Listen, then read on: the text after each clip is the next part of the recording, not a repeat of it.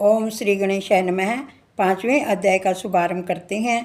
सती का अग्नि प्रवेश और यज्ञ विध्वंस का होना। श्री राधे राधे। सती उत्तर दिशा में मुख रख कर बैठी हैं।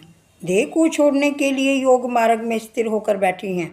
शिव जी का ध्यान करते करते उन्होंने शरीर में अग्नि तत्वों की भावना की है। अंदर से क्रोध अग्नि बाहर आई, शरीर जलने लगा। आदि शक्ति जगदम्बा का अपमान हुआ।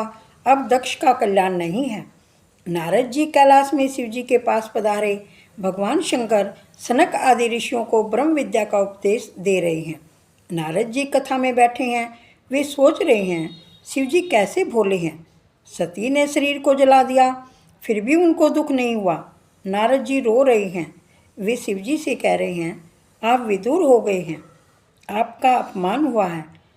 वह सती से नहीं सहा गया। सती ने अपनी देह जला डाली है। आदि शक्ति का नाश नहीं होता। सती अदृश्य रूप में शिव में प्रवेश मिल गई है। श्री राधे राधे।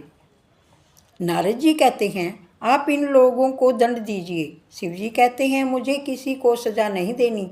जो गंगा को सिर पर रखता है उसे क्रोध कैसे आएगा। शिव जी परमात्मा हैं, उनको क्रोध नहीं आ सकता, काम कष्ट नहीं दे सकता। श्री राधे राधे।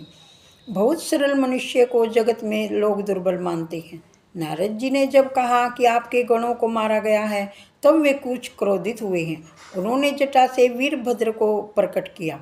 शिव जी ने उनसे कहा, दक्ष प्रजापति के यज्ञ का यजमान सहित तुम नाश कर दो। वीरभद्र वहाँ आए। उसने बड़ा संहार किया। यज्ञ भूमि शमशान भूमि बना दी गई। यज्ञ का विध्वंस हुआ। दक्ष को पकड़कर उसका मस्तक धड़ से अलग कर दिया गया। देवता घबरा गए। वे ब्रह्मा जी के शरण में गए। ब्रह्मा जी ने सबको उपालभ्य दिया। और जिस यज्ञ में शिव जी की पूजा नहीं होती वहाँ तुम क्यों गए। जाओ, जाकर शिव जी से क्षमा याचना करो। देवता कहते हैं, हमारी अकेले जाने की हिम्मत नहीं है, आप भी हमारे साथ चलिए। श्री राधे राधे। भगवान शंकर की कृपा के बिना सिद्धि नहीं मिलती। कैलाश की तलहटी में सिद्ध महात्माओं के आश्रम हैं। सब देवता कैलाश में आते हैं। महादेव जी ब्रह्मा जी को साष्टांग प्रणाम करते हैं। देवता सब शिव को नमन करते हैं। ब्रह्मा जी हंसते हुए कहते हैं, यज्ञ को उत्पन्न करने वाले भी आप हैं और विध्वंस करने वाले भी आप हैं। अतः अब यज्ञ परिपूर्ण हो ऐसा कीजिए। आप भी वहाँ पधारिए। शिव जी भोले भाले हैं, आने के लिए तैयार हो गए। यज्ञ मंडप में रुधिर नाम की नदियाँ बहती हुई देखी तो वीरभद्र को उलाना दिया। मैंने तो तुझे शांति से काम लेने के लिए कहा था। वीरभद्र क्षमा याचना करता है। दक्ष के धड़ पर बकरे का सिर लगाया गया। बकरा अति कामी होता है।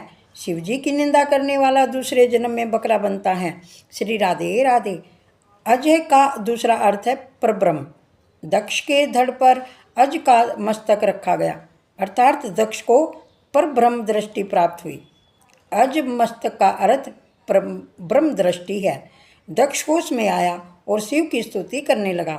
दक्ष प्रजापति ने शिव पूजन किया। उसने कहा, मैं अपनी पुत्री सती का दर्शन कराना चाहता हूँ। शिव जी ने सती से पूछा, तू बाहर आना चाहती है। जगदम्बा ने इनकार कर दिया। शिव पूजन किया गया तो श्री कृष्ण जी भगवान प्रकट हुए।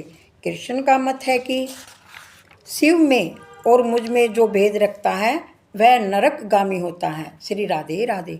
इस सिद्धांत का भागवत में अनेक बार वर्णन किया गया। हरि और हर में दक्ष ने जो भेद किया था अब वह दूर हो गया है। एकनाथ महाराज ने भावार्थ रामायण में हरि हर का अभेद दिखाया गया है। सतोगुण का रंग श्वेत, तमोगुण का रंग काला है। श्री राधे राधे।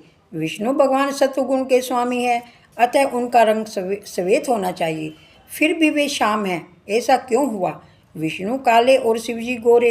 एकनाथ जी महाराज लिखते हैं, शिवजी सारा दिन नारायण का ध्यान करते हैं और नारायण सतत शिवजी का ध्यान करते हैं, इसलिए शिवजी को श्वेत रंग मिला और नारायण जी को शिवजी का रंग काला मिला। श्री राधे राधे। इस प्रकार ध्यान में ऐसा गुण है कि जो जिसका ध्यान करता है उसे उसका वर्ण मिल जाता है। अतः दोनों में अभेद है। हरि हर एक है। शिव कृपा के बिना सिद्धि नहीं मिलती।